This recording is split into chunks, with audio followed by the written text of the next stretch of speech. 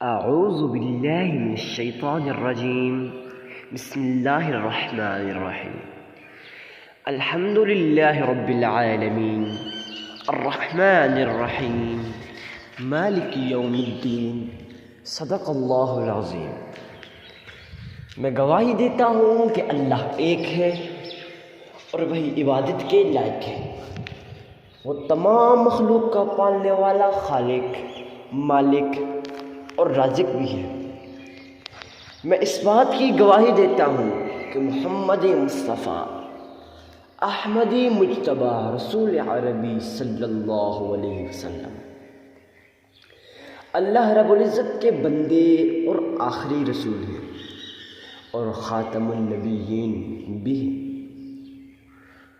اور ہم سب کا یہ عقیدہ ہے، تمام امت مسلمہ کا عقیدہ ہے کہ وہی ان کے بعد کوئی اور نبی نہیں آئے گا. معزز سامعین کرام، آج ہم آپ کے سامنے جو نایاب، عمدہ اور مجرب آزمودہ وظیفہ لے کے حاضر ہوئے ہیں. یہ وظیفہ پریشان حال لوگوں کے لیے ہے. یہ وظیفہ ان لوگوں کے لیے ہے جو لوگ اکثر یہ سوال کرتے ہیں کہ بھائی ہمیں کوئی ایسا وظیفہ بتا دو، ہم پریشان حال ہیں. معزز سامعین کرام، یہ وظیفہ ان لوگوں کے لیے ہے.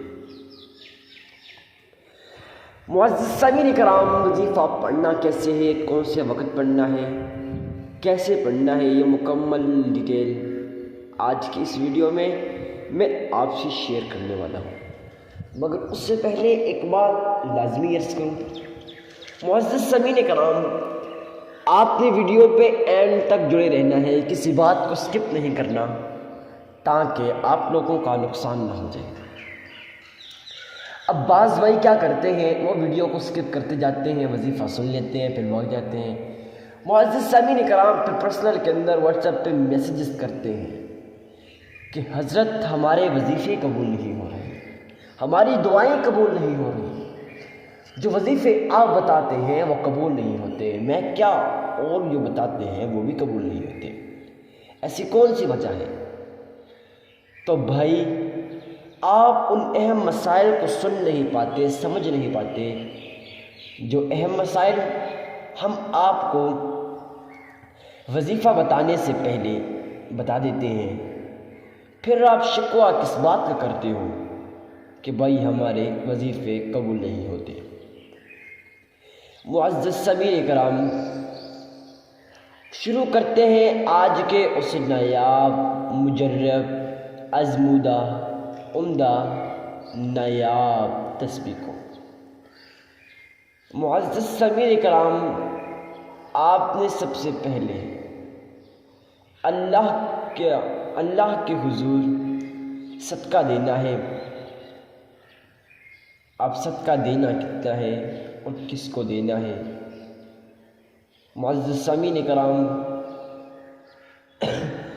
آپ نے صدقہ محلے کے اندر، گلی کے اندر ڈھونڈ کے غریب، مسکین، عاجز، فقیر اور لاچار کو صدقہ دینا ہے.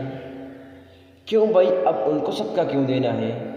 کیونکہ بھائی وہ آپ کے صدقے کے محتاج ہوتے ہیں.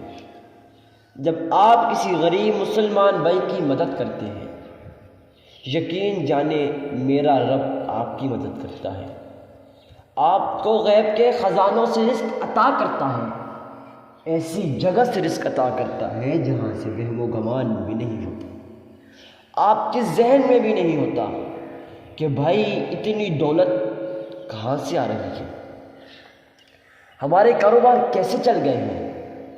معزز سامعین کرام، جو شخص اخلاص کے ساتھ اگر یہ والی تسبیح پڑھ لے تو یقین جانے پھر وہ یہ گلہ کرے، یہ شکوہ کرے کہ میری حاجتیں قبول نہیں ہوتی. معزز سامعین کرام، وہ بہت ہی بدبخت ہے. وہ سمجھ لے کہ میں نے لازمی کوئی نہ کوئی غلطی کی ہے، کیونکہ یہ تو ایسی تسبیح ہے، فقیر پڑھ لے فقیر بادشاہ بن جائے گا۔ یہ ایسی نایاب تسبیح ہے، اگر کوئی ضرورت مند حاجت مند اس وظیفے کو پڑھ لے، اس کی ضرورت، اس کی حاجت پوری ہو جائے گی۔ معزز سامعین کرام، آپ نے سب سے پہلے گلی کے اندر، محلے کے اندر ڈھونڈ ڈھونڈ کے غریب، مسکین، عاجز، فقیر اور لاچار کو صدقہ دینا ہے۔ اب غریب، مسکین، عاجز، فقیر اور لاچار کو صدقہ کیوں دینا ہے؟ کیونکہ وہ آپ کے صدقے کے محتاج ہوتے ہیں۔ جب آپ کسی غریب مسلمان بھائی کی مدد کرتے ہیں، یقین جانیں میرا رب آپ کی مدد کرتا ہے، آپ کو غیب کے خزانوں سے رزق عطا کرتا ہے، ایسی جگہ سے رزق عطا کرتا ہے جہاں سے آپ کا وہم و گمان بھی نہیں ہوتا، آپ کے ذہن میں بھی نہیں ہوتا کہ بھائی اتنا رزق کہاں سے آئے گا۔ معزز سامعین کرام، میں گارنٹی کے ساتھ کہتا ہوں، جو شخص اس وظیفے کو اخلاص نیت کے ساتھ، خلوص نیت کے ساتھ اگر پڑھ لے، اس کی تمام حاجتیں لازمی قبول ہوں گی۔ اب آپ نے صدقہ غریب کو دے دیا، دینا کتنا ہے؟ آپ نے اپنی استطاعت کے مطابق صدقہ دینا ہے، آپ کی جتنی بھی استطاعت ہو۔ اگر 1 روپے 1 آنے کی بھی ہے، آپ وہ بھی اللہ کی راہ میں خرچ کریں۔ بھائی اس میں شرمانے کی کیا بات ہے؟ کیونکہ میرے اللہ قرآن کریم فرقان حمید کے اندر ارشاد فرماتے ہیں، جو شخص اللہ کی رضا کی خاطر، خالصتاً اللہ کی رضا کی خاطر اگر 1 کھجور کا دانہ دے دے، میرا رب اسے بڑھا چڑھا کر احد کے پہاڑ جتنا اجر و ثواب عطا کرے گا۔ اور جو شخص اگر احد کے پہاڑوں جتنا سونا چاندی بھی اللہ کی راہ میں خرچ کرے، اس کا وہ صدقہ قبول نہیں ہوگا۔ اب قبول کیوں نہیں ہوگا؟ معزز سامعین کرام، کیونکہ وہ صدقہ ریاکاری کی نسبت سے، دکھاوے کی نسبت سے تھا، اس وجہ سے قبول نہیں ہوگا۔ معزز سامعین کرام، اب آپ نے صدقہ دے دیا، اس کے بعد آپ نے اللہ کے حضور 3 مرتبہ درود ابراہیمی پڑھنا ہے۔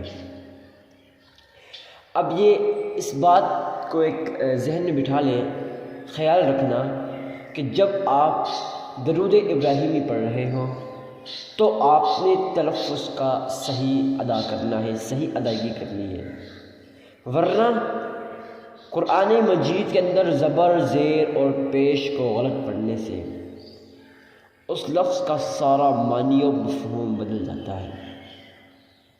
معزز سامعین کرام، آپ نے اس بات کا لازمی خیال رکھنا ہے۔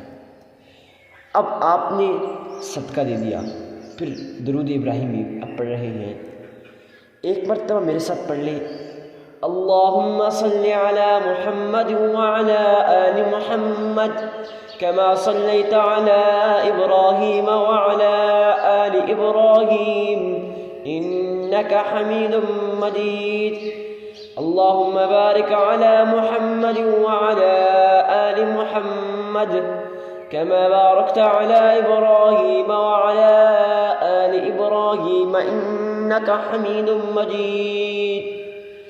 آپ نے 3 مرتبہ درود ابراہیم پڑھنے کے بعد یا حی یا قیوم یا حی یا قیوم 1313 مرتبہ پڑھ لینا ہے۔ اس کے بعد پھر 3 مرتبہ درود ابراہیم پڑھنا ہے، آپ کا یہ عمل مکمل ہو جائے گا۔ دوستوں، میں یقین کے ساتھ کہتا ہوں کہ آپ کو یہ والی ویڈیو لازمی پسند آئی ہوگی۔ پھر ویڈیو کو لائک کریں، چینل کو سبسکرائب کریں اور ویڈیو کو آگے شیئر کریں۔ جتنا ہو سکے آپ سے اس ویڈیو کو شیئر کریں۔ اب آپ کے شیئر کرنے سے کیا ہوگا، وہ شخص دوسرے شخص اگر وظیفہ کیا یا نہ کیا، آپ کو سارا اجر و ثواب مل جائے گا۔